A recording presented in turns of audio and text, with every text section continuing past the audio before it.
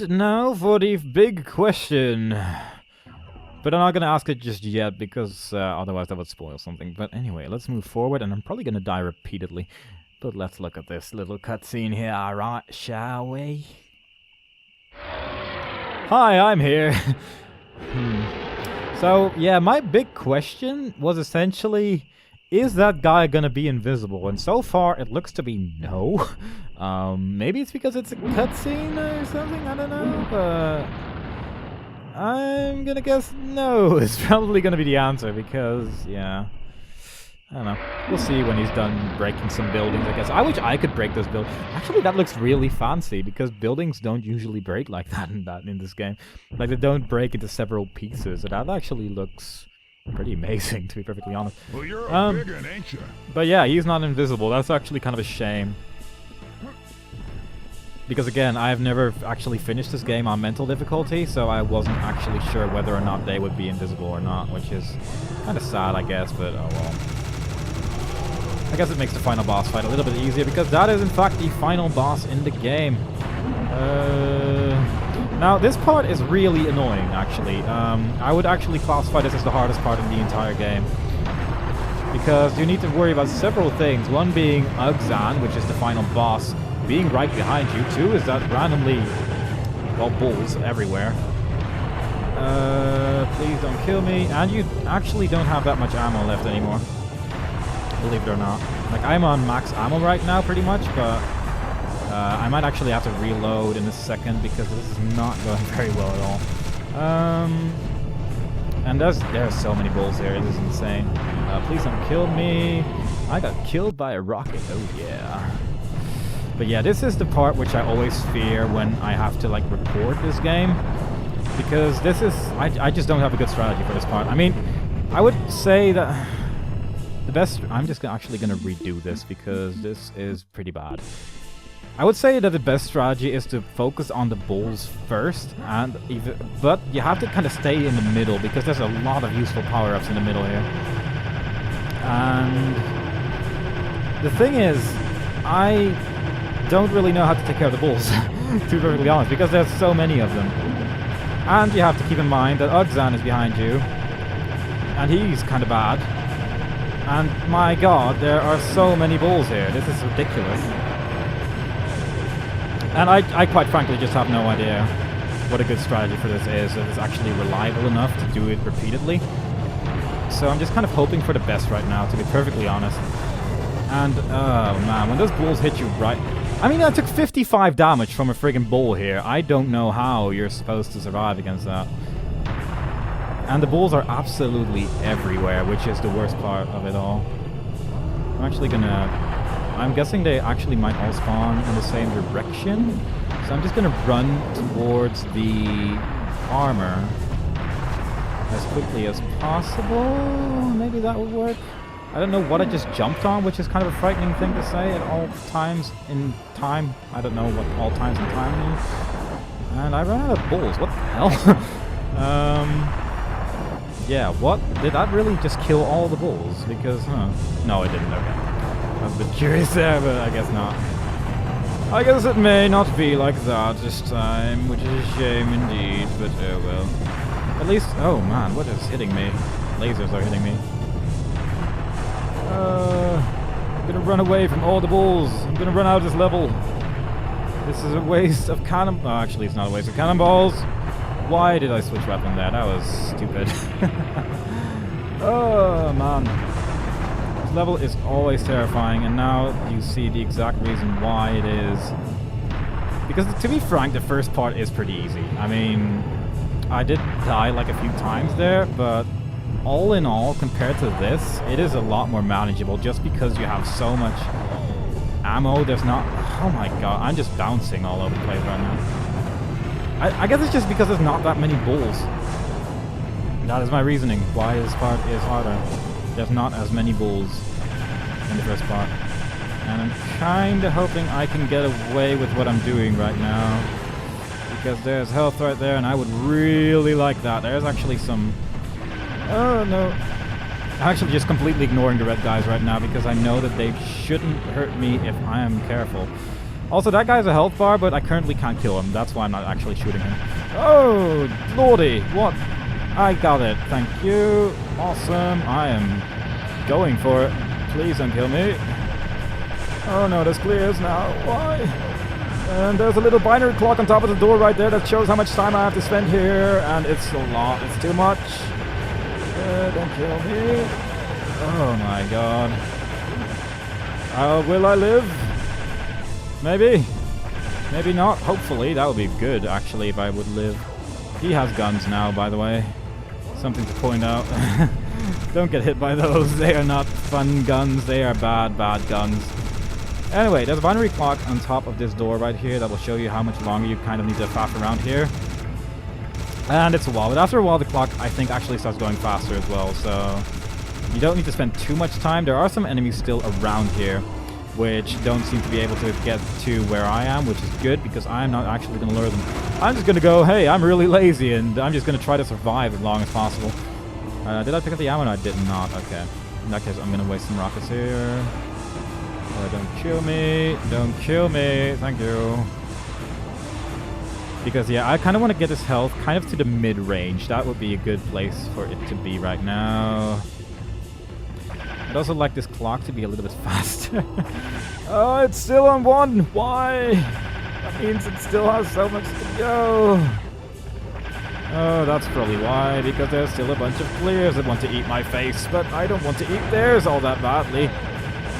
And that costs so much health. Oh my god. 14 health. That's a really good time to make a quick save, I think.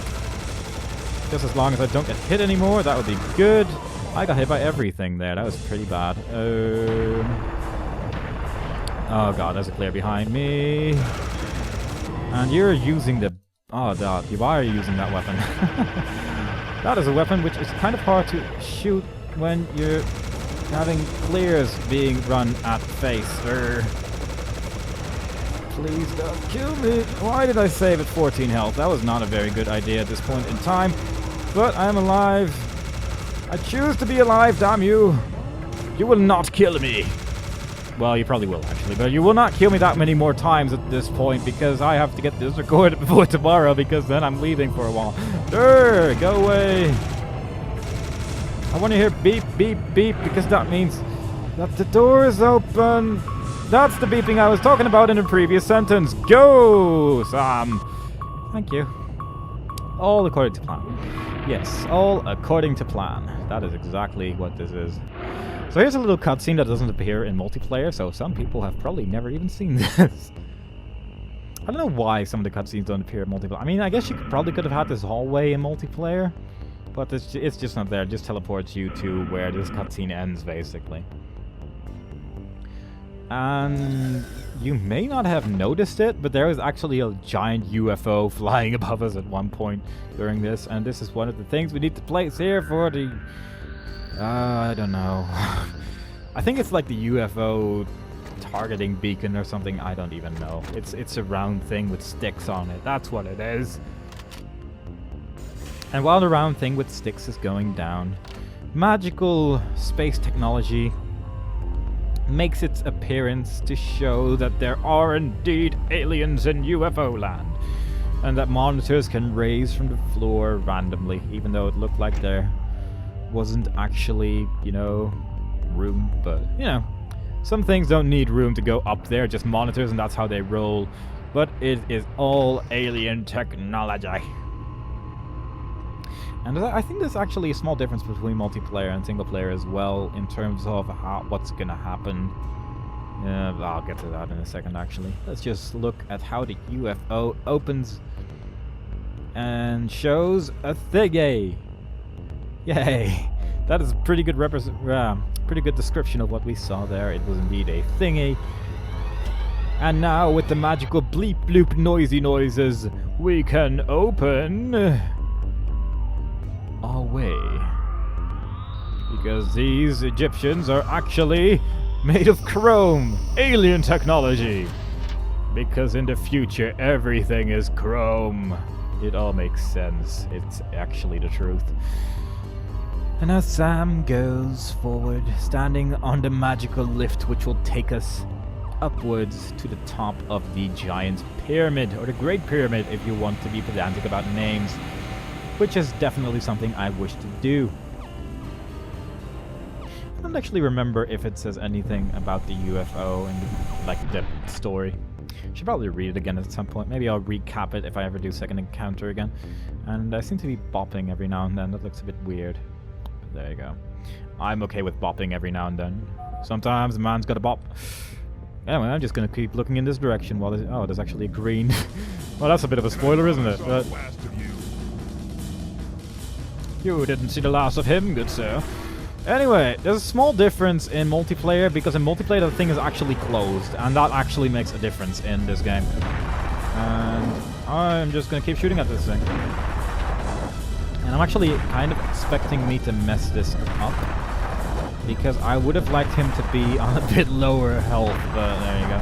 Anyway, he now has 4 weapons instead of 2, so there's more stuff you need to be careful of. One is these rockets. These rockets don't deal an especially large amount of splash damage, but if they hit you, you're basically dead, regardless of how much health you have. So keep that in mind. Also keep in mind not to get hit by the blue pew pew lasers. And when you jump on top of one of these pads here, don't hold any buttons while you're jumping, because it actually changes the momentum. And even if you're holding forward, you'll fly less far. So basically just jump on top of that jump pad and then stand still, and you will actually make it inside the circle. And otherwise you'll probably not even reach it, or you'll actually fly over it sometimes. And don't get hit by those. They are nasty things. They are giant rockets. I guess that's why they kill you in one hit. Anyway, let's pick up that. Yes, good. And once we have all those 4 things flashing, make sure that he is in the shining little circle over there, at least close to it. Because otherwise this is not really going to do a whole lot. Kinda hoping he is. I'm actually just going to use a quick save here. But first I'm going to keep shooting him for a while. Okay, I'm going to go for it. I'm going to try to find the bloody thing. There we go. It would be good if he was on less health, actually. Probably should have made a quick save when I said I was going to make a quick save there. Still kind of disappointed he's not actually invisible half the time, but there you go. What can you do? Right. But yeah, I was kind of hoping he was on less health, because this might not actually kill him. Will it kill him? Probably not. Will it? Maybe? Please? Whoa! I took damage there. And when he's too close to being dead, but not getting shot by the laser, he won't actually die, and that's kind of sad. So I'm just going to keep shooting him a few more times. I'm glad I actually did make a quick save. Somehow I managed to forget about the quick save I just made, which was pretty good. I think I nearly got him last time, so I'm just gonna shoot him a few more times here. There we go. Right, let's hope this will do the trick. Why can I not find this thing all the time? It's very silly. Right, let's hope that this is the magical power required to kill the thingy called Uxan III or something like that, if I remember correctly. The name of enemies is very important in Serious Sam games, otherwise you might confuse players. Yes, this game is very confusing. And I missed. Awesome. You know what, I'm actually just gonna light the things again, because it's not really working out very well at all. Because I don't think I can actually keep him close enough to the circle. Please don't kill me. And I think I'll keep his health around there-ish. He does actually regenerate slowly, which is also something you need to keep in mind. Also keep in mind that he can actually kill you. That is also kind of a bad thing. So just keep him kind of on that amount of health, which is a pretty good number. I'm trying to make quick saves while I'm talking, which is apparently pretty difficult, but that's okay. I think there should be health. Yes, there is. Please don't kill me. Please. I would really like it if you didn't. But yeah, if he reaches the really, if he reaches like the red part of his health, I missed that bloody thing. Are you serious? Wow, amazing. There we go. That was stupid. But yeah, when he reaches like the red, he'll actually do that weird regeneration move where he just regenerates a whole bunch of health in like one go. So definitely something to keep in mind there. Also keep in mind that you can pretty much shoot all of his projectiles except for the giant rockets, because they are giant rockets, I guess. I don't really know why. I don't know why the giant rockets are so powerful, but I guess it has something to do with them being gigantic friggin' rockets, but, you know. Logic does not apply to me. Not at all. Now please, please let this hit him. I would really like it if this hit him. I'm not actually sure if he walks towards you, if you're closer to him or far away from him. Not actually sure if that makes a difference at all. It might actually be if you're closer to him, because he'll try to crush you. And I would really like it if you died from this. That would be really nice. I'd also really like it if you were invisible, but, you know, I like to repeat the same thing over and over. Die, die, die, die, die, die, die, please. And you, sir, are kind of dead. And you can't actually get crushed by this, which is probably good, because otherwise I would probably die. And I nearly died from that fireball, which is kind of amusing. It ain't the size that matters, it's how you use it. Well said, Sam. Well said. Very poetic.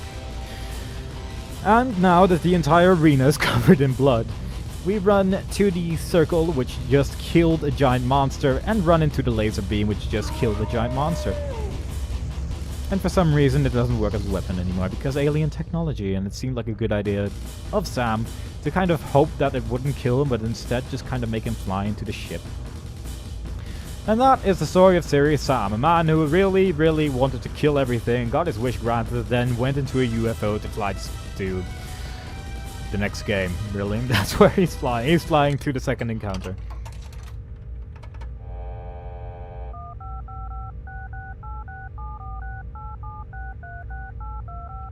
Longest phone number ever. We're sorry. It is not necessary to dial a 1 when calling this number. What the? Will you please hang up and try your call again? Not again. I like how they have a payphone in a UFO, by the way. That really amuses me for some reason.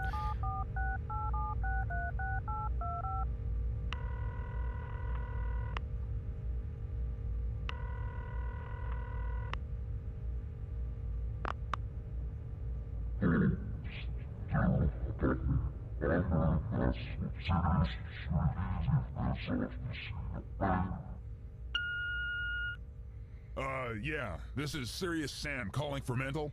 I guess you're not home right now. I have a special delivery package for you. I'll be there soon to give it to you in person. I'm on my way over right now. Thanks, bye. It's time for bed, kids. Cartoons are over.